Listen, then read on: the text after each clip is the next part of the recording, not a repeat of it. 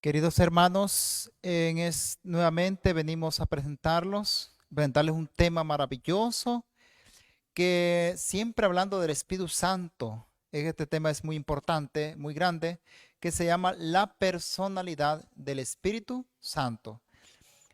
Pero primero vamos a orar para pedir la dirección al Señor. Padre nuestro que estás en el cielo, santificado sea su nombre. Señor, te damos gracias por tu palabra, que es viva y eficaz y más penetrante que toda espada de dos filos. Te pido, Señor, que tú nos ayudes en nuestro diario caminar, que conozcamos más de cerca al Espíritu Santo, que obra en nosotros tanto el querer como el hacer por su buena voluntad. Te pido, Señor, por tu iglesia que está distribuida en muchas partes de la tierra, que tu Espíritu Santo los pueda acompañar en todo lo que emprendan, en todo lo que hagan, que también las personas puedan ser bendecidas con la gracia de tu Espíritu, que muchas personas que están en el error, en pecado, puedan ser impresionados por tu gracia, por ese Espíritu eterno que tú has enviado para convencernos de pecado, de justicia y de juicio. Padre bendito, te pedimos todas estas cosas, no porque seamos dignos o merecedores de algo, pero confiando en los méritos de nuestro Señor Jesucristo, te lo suplicamos. En el nombre de Jesús, amén. Bueno, como dije, hoy estudiaremos la personalidad del Espíritu Santo. Hoy vamos a ver más acerca de ese don que Dios nos envió, que es el Espíritu Santo. El Espíritu Santo es definido como un poder procedente del Padre y del Hijo, un poder em, trabajando en y a través de los seres humanos. Entonces hoy vamos a descubrir las características del Espíritu Santo, los atributos del Espíritu Santo. O sea, tiene el Espíritu Santo una personalidad y él anda en todos los lugares. Y hoy la vamos a estudiar definitivamente. Pero primero vamos a ver el concepto que tienen las personas de que el Espíritu Santo es un poder y está basado en Miqueas capítulo 3, verso 8. Y en Lucas 1:35, también en Corintios. Vamos a ver. Miqueas dice así, capítulo 3, verso 8. Mas yo estoy lleno del poder del Espíritu de Jehová y de juicio y de fortaleza para denunciar a Jacob su rebelión y a Israel su pecado. Como escribió Miqueas el Espíritu Santo, lleno del poder del Espíritu de Jehová. Lucas 1:35. 1:35 dice así a su palabra el Señor. Y respondiendo el ángel le dijo, el Espíritu Santo vendrá sobre ti y el poder del Espíritu Santo, el Espíritu Santo vendrá sobre ti y el poder del Altísimo te cubrirá con su sombra, por lo cual también los santos que de ti nacerá será llamado Hijo de Dios. En el capítulo 4, verso 14.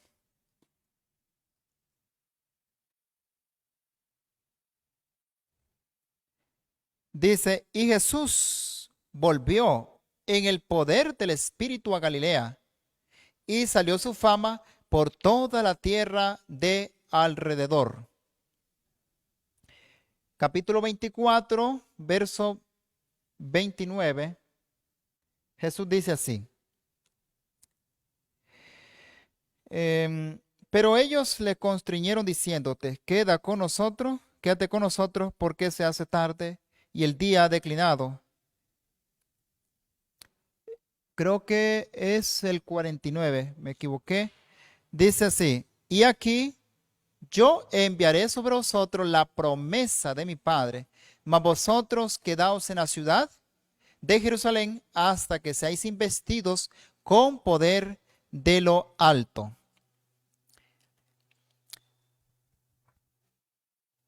En Hechos 1:8 también menciona el Señor así.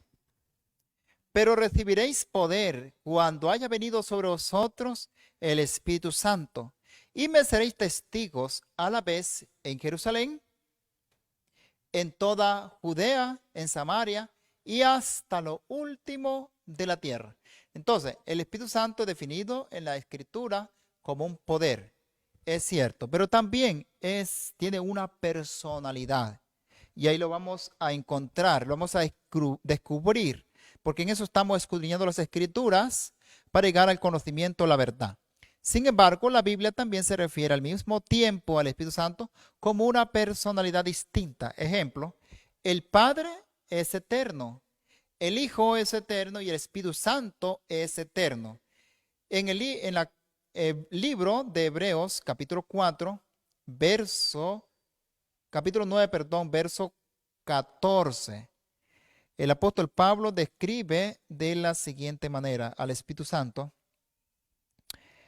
9:14 dice, por tanto, teniendo un sumo sacerdote que traspasó los cielos, Jesús, el Hijo de Dios, retengamos nuestra profesión.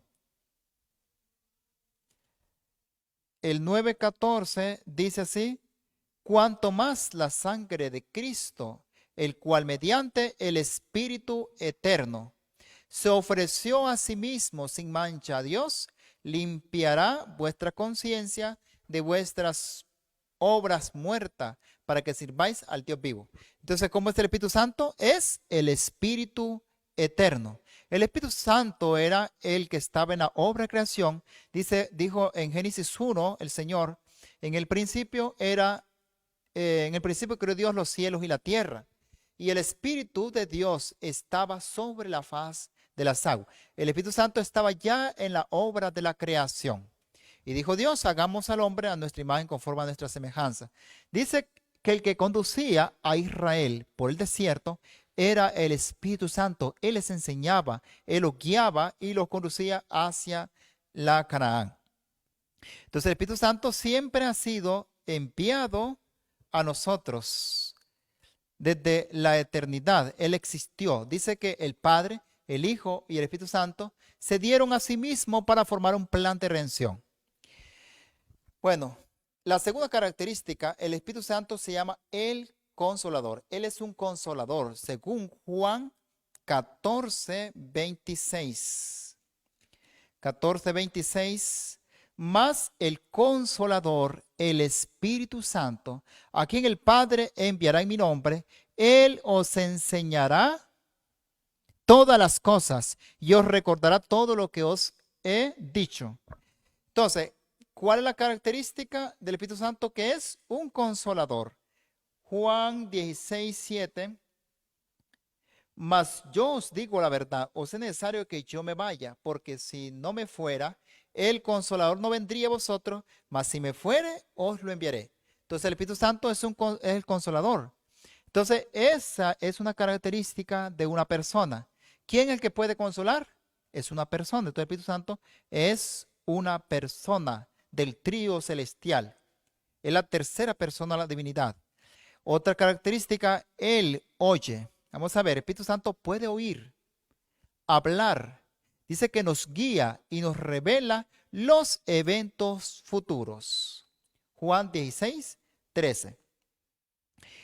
Pero cuando el Espíritu de verdad venga, Él os guiará a toda verdad, porque no hablará de sí mismo, sino que hablará todo lo que oyere y os hará saber las cosas que han de ser, que han de venir. Entonces el Espíritu Santo, Él nos puede guiar, pero también dice que Él hablará. Se quiere decir que tiene boca, porque puede hablar.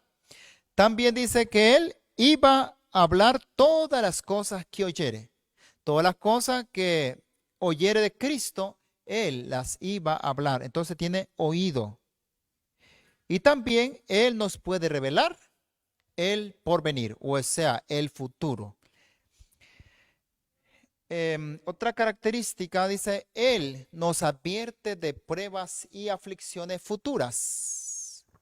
Esto está basado en Hechos 20, 23. Hechos 20, 23.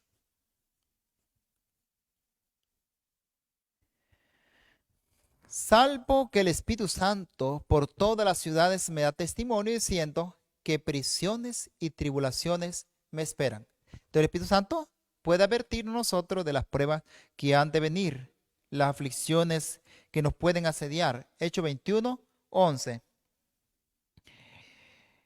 Y cuando él vino a nosotros, tomó el cinto de Pablo y atándose los pies y las manos, dijo, esto dice el Espíritu Santo.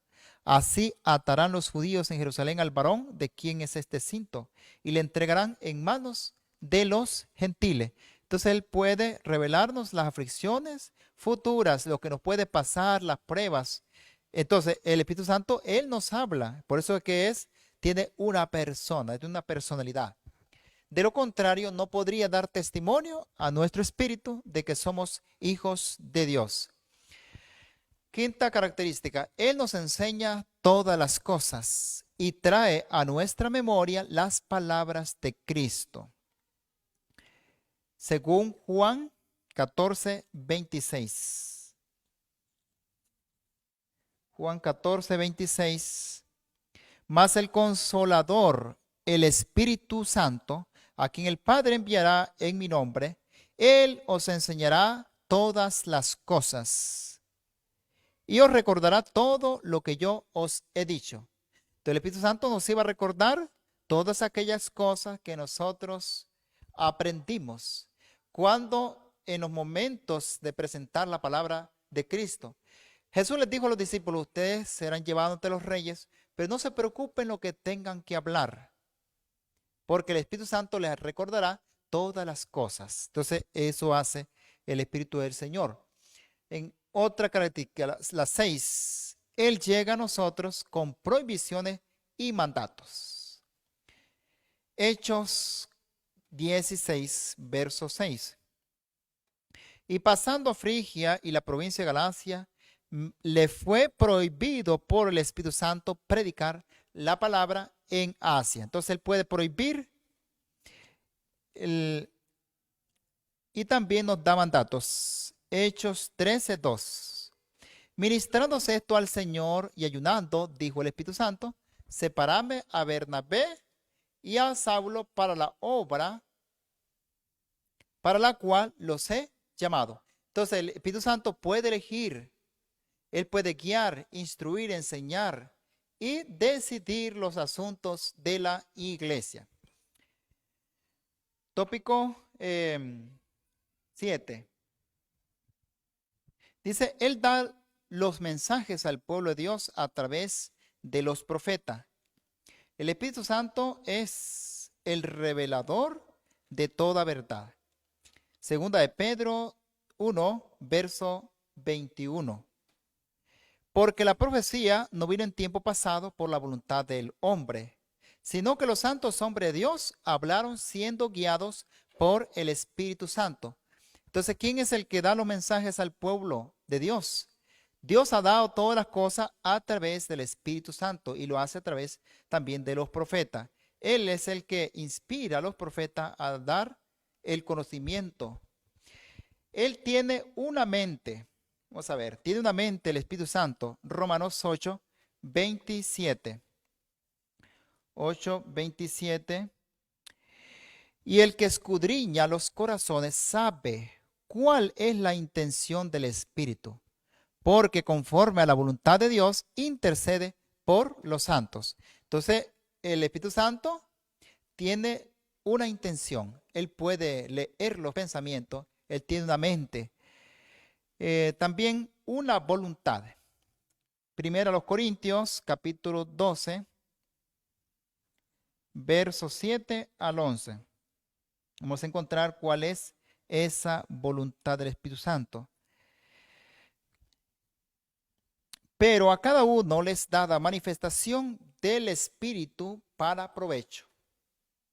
Porque a la verdad, a este es dada por el Espíritu palabra de sabiduría, a otro palabra de conocimiento por el mismo Espíritu, a otro fe por el mismo Espíritu, y a otro dones de sanidades por el mismo Espíritu, y a otro el hacer milagros, y a otro profecía, y a otro discernimiento de espíritu, a otro diversos géneros de lengua, y a otro interpretación de lenguas. Pero todas estas cosas las hace uno y el mismo Espíritu, repartiendo en particular a cada uno como Él quiere. ¿Cuál es la voluntad del Espíritu Santo? Danos los frutos de Él. También tiene una capacidad para amar. Romanos 15:30. Y os ruego, hermanos, por nuestro Señor Jesucristo, por el amor del Espíritu, que os esforcéis conmigo en oración por mí a Dios. Entonces el Espíritu Santo también, Él nos ama. Otra característica es susceptible de ser ofendido y contristado. Efesios 4:30 dice, no contristéis al Espíritu de Dios, con el cual fuiste sellado para el día de la redención. Entonces el Espíritu Santo puede ser afligido por nuestras rebeliones, por nuestros pecados, y Él se entristece y se constriñe, se ofende. También el Espíritu Santo es tentado. En el libro de Hechos 5:9, el apóstol Pedro dice así: y Pedro le dijo, ¿por qué os pusisteis de acuerdo para tentar al Espíritu Santo? Entonces el Espíritu Santo puede ser tentado y sufre la mentira. 5:3, Hechos 5:3 dice, y dijo Pedro a Ananías, ¿por qué ha llenado Satanás tu corazón para que mintieses al Espíritu Santo y te quedases con parte del precio de la heredad? Entonces el Espíritu Santo, la persona puede mentirle, puede tentarlo. Parte 9 dice, Él escudriña las cosas aún lo más profundo de Dios. Primera a los Corintios 2, 10 y 11. Primera a los Corintios 2, 10 al 11. Dice, pero Dios nos las reveló a nosotros por su Espíritu, porque el Espíritu todo lo escudriña aún lo profundo de Dios. Porque ¿quién de los hombres sabe las cosas del hombre, sino el Espíritu del hombre que está en él? Así tampoco nadie conoce las cosas de Dios, sino el Espíritu de Dios. Entonces, el Espíritu Santo puede conocer lo más profundo de la mente de Dios. Él escudriña y escudriña nuestra mente, nuestro corazón. Para Él todas las cosas están descubiertas. Nada es oculto para el Espíritu del Señor. Él glorifica a Cristo como Cristo glorificó al Padre. En Juan capítulo 16, verso 14. Juan 16, verso 14. Él me glorificará porque tomará de lo mío y os lo hará saber. ¿Qué hace el Espíritu Santo? Él glorifica a Cristo como Cristo glorificaba al Padre. Y Él intercede por nosotros. Romanos 8, 26. Romanos 8, 26. Y de la misma manera, también el Espíritu Santo nos ayuda en nuestra debilidad, pues que hemos de pedir como conviene, no lo sabemos. Pero el Espíritu mismo intercede por nosotros con gemidos indecibles. Queridos hermanos, el Espíritu Santo, Él intercede por nosotros. No lo hace de la misma manera que nuestro Señor Jesucristo, porque Cristo intercede ante el Padre con su propia justicia. con su sacrificio que hizo en la cruz del Calvario, con su sangre, con sus manos traspasadas. Entonces, pero el Espíritu Santo también intercede con gemidos indecibles, o sea, con ruego, con llanto delante de Dios, para que nuestras oraciones sean contestadas. Toda la plenitud de la divinidad está interesada en nuestra salvación. El Padre, el Hijo y el Espíritu Santo se han dado para salvarnos de el pecado, para redimirnos de toda iniquidad. Entonces encontramos, hermano, el Espíritu Santo no solamente es un poder, como algunos predican, sino que también es una persona, es la tercera persona de la divinidad. Entonces en el cielo hay tres personas, hay un trío celestial, que es el Padre, el Hijo y el Espíritu Santo. Cuando nosotros nos bautizamos en el triple nombre del Padre, somos entregados al Señor como un vaso que va a ser usado. Dice que el bautismo es el más solemne reconocimiento al mundo. Y en ese momento, en el, no, en el hombre es puesto en su tumba líquida en el nombre del Padre, del Hijo y del Espíritu Santo, sepultado con Cristo en el bautismo y levantado del agua para vivir la vida nueva de lealtad. Las tres grandes potestades del cielo son testigos, son invisibles, pero están presentes. En los principios de nuestra iglesia, algunos solo creían en Cristo, pero con el tiempo el Señor nos reveló que el Padre, el Hijo y el Espíritu Santo forman el único Dios. Entonces, eso pasaba porque habían hermanos de diversas iglesias y traían sus creencias y solo creían en Jesús. Pero el pueblo del Señor siempre ha creído en la Trinidad, en la triple persona del Padre, del Hijo y del Espíritu Santo. Entonces, cuando nos bautizamos, ahí están el Padre, el Hijo y el Espíritu Santo invisible, como cuando fue bautizado nuestro Señor Jesucristo en el Jordán. Ahí estaba toda la divinidad, el Padre, el Hijo y el Espíritu Santo. Dice que Cristo salía del agua y el Espíritu Santo bajaba en forma corporal como una paloma y el Padre habló desde los cielos. También nosotros, cuando somos bautizados en su nombre, ahí están esas tres grandes divinidades, los tres grandes poderes del cielo. Entonces encontramos, hermano, que el Padre es espíritu, pero también tiene una personalidad porque fuimos hechos a su imagen y semejanza. Cristo también en la Biblia es llamado espíritu, pero es una persona también. Y el Espíritu Santo es llamado espíritu, pero es la tercera persona de la divinidad independientemente. Él es libre de ambos. Entonces, hermano, el Señor nos bendiga en esta hermosa hora, que este mensaje sea para vuestra edificación, que sea un mensaje de bendición para su vida. Permítale al Espíritu Santo que habite en usted, que Él pueda entrar en su corazón, que pueda transformarlo. No hay que rechazar al Espíritu Santo. Dice que hay un pecado que el Señor no puede perdonar. Jesús dice, todo pecado y blasfemia será perdonado a los hombres. El que blasfemare contra el Hijo en este mundo, le será perdonado ese pecado. Pero el que cometa blasfemia contra el Espíritu Santo, no le será perdonado ni en este mundo ni en el siglo venidero. Entonces Cristo habla de la blasfemia contra el Espíritu Santo como un pecado terrible en Mateo 12.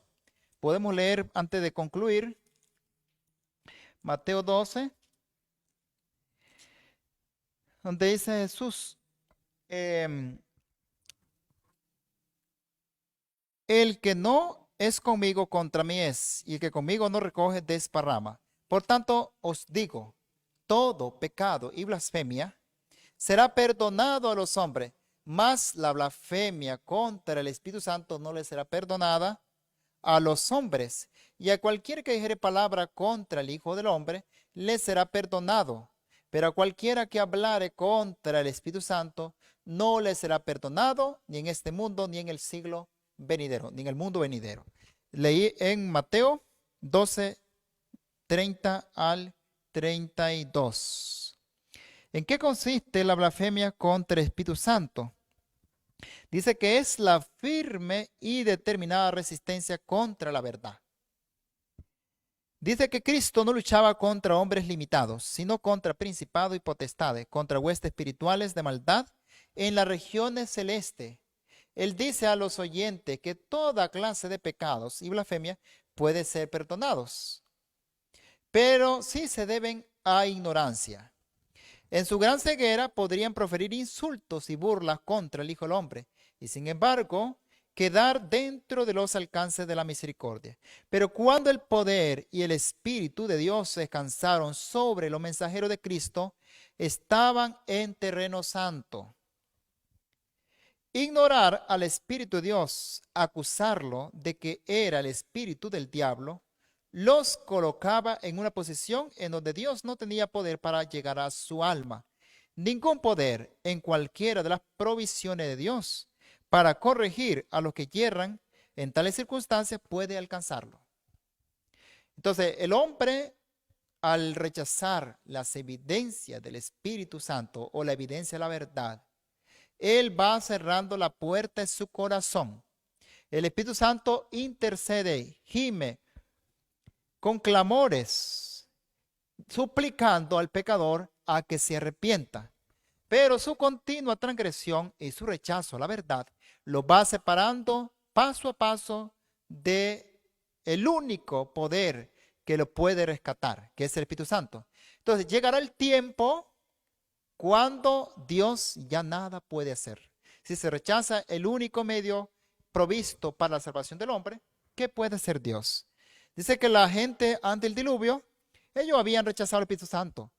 Cristo dice, no contenderá mi espíritu con el hombre para siempre, porque ciertamente él es carne. Entonces, pasaron una larga serie de pecados, 120 años más, pero sus corazones no se ablandaron hasta que llegó el momento señalado y el Espíritu Santo se apartó para siempre.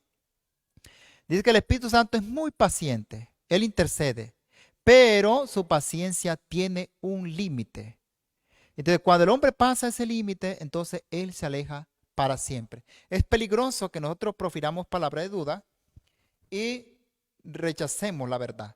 Dice que hablar contra Cristo, atribuyendo su obra a influencia satánica, y la manifestación del Espíritu a fanatismo, no es en sí mismo un pecado para condenación.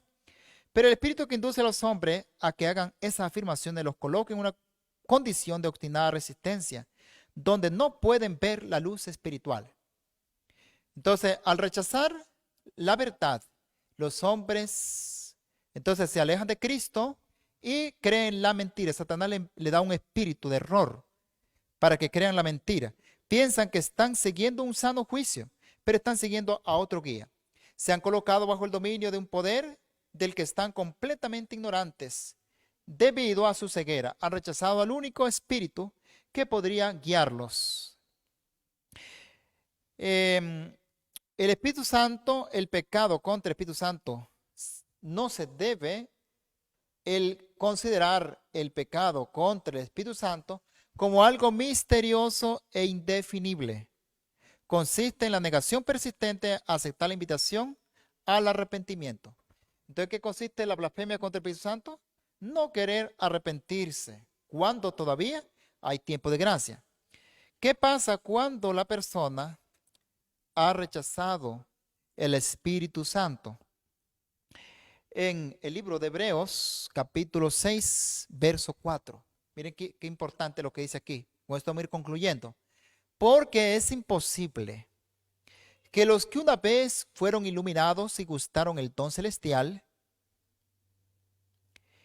y fueron hechos partícipes del Espíritu Santo y asimismo gustaron la buena palabra de Dios y los poderes del mundo venidero y recayeron, sean otra vez renovados para arrepentimiento, crucificando de nuevo para sí mismo al Hijo de Dios y exponiéndole a vituperio. Entonces, ¿qué es imposible? Que los que una vez cayeron sean otra vez renovados para el arrepentimiento. Y vamos a ver qué es lo que espera, qué es lo que queda cuando el hombre comete esa blasfemia. Hebreos 10, verso 26. Porque si pecaremos voluntariamente, después de haber recibido el conocimiento de la verdad, ya no queda más sacrificio por el pecado, sino una horrenda expectación de juicio y hervor de fuego que ha de devorar a los adversarios. Entonces, ¿qué es lo que pasa? Ya no hay más sacrificio por el pecado. Cristo solo puede perdonar los pecados de los cuales usted se arrepiente. Dice que Él es grande misericordia y verdad, que Él perdona la rebelión y el pecado, pero de ningún modo tendrá por inocente el culpable. En 1 Juan dice Jesús que si alguno hubiere pecado, abogado tenemos para con el Padre, a Jesucristo el justo. Dice que la sangre de Cristo nos puede limpiar de todo pecado, de toda maldad. Si confesamos nuestros pecados, ahí está el secreto. Si confesamos nuestros pecados, Él es fiel y justo para perdonar nuestros pecados. Entonces, si queremos que el Señor nos perdone nuestros pecados, tenemos que confesarlos, confesar nuestros pecados y Él nos perdonará. Entonces, pero a los que pasan el límite, llega el tiempo que el Espíritu Santo los abandona, lo entrega en la mano de Satanás. Ya no queda más sacrificio por el pecado, sino una horrenda expectación de juicio y hervor de fuego que ha de devorar a los adversarios del Señor. No permitamos, hermanos, que esto ocurra con nosotros. Recordemos que Dios es amor, pero también fuego consumidor. Y ese espíritu está implorando que aceptemos a Jesucristo como nuestro Salvador. Cristo es el garante de nuestra salvación. Por lo tanto, no rechacemos, no nos confiemos, porque Dios es amor. Entonces vamos a pecar, vamos a seguir nuestra vida de libertad, haciendo lo que nos plazca. Y como crees en Cristo, entonces vas a ser salvo siempre. No, solamente si permanece en la gracia del Señor, podrás ser salvo. No nos aventuremos a ponernos en un terreno prohibido. El Señor nos quiere salvar, pero no nos va a salvar en pecado. Él quiere salvarnos del pecado. Y por eso quiere que vayamos a Él y le confesemos nuestros pecados, porque Él es fiel y justo para perdonar nuestros pecados. Amén. Vamos a terminar con una oración. Les invito a que doblen sus rodillas y cierren sus ojitos y en silencio oremos al Padre Celestial.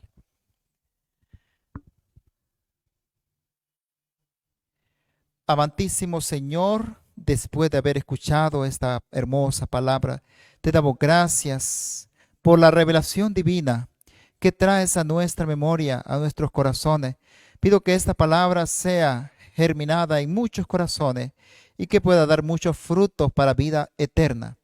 Que tú puedas obrar en cada uno de ellos, aquellas personas que todavía no han conocido a Jesús. Tú puedas tocar su corazón con el Espíritu Santo y los puedas llevar al arrepentimiento y que ellos acepten, Señor, la invitación, que reciban su gracia y puedan ser perdonados todos sus pecados. Acuérdate, Señor, de que somos polvo, que nuestras maldades nos han llevado como las hojas lleva el viento. Por tanto, Señor, ten misericordia de este mundo. Ten compasión de la gente que pecan voluntariamente, que hacen la maldad. A veces no es tanto porque sean desobedientes, sino porque están controlados por un espíritu que los domina a ellos. Pido, Señor, que tengas compasión de ellos y que tú le des una oportunidad a este mundo y sobre nosotros también pongas la palabra de la reconciliación. En el nombre de Jesús, amén.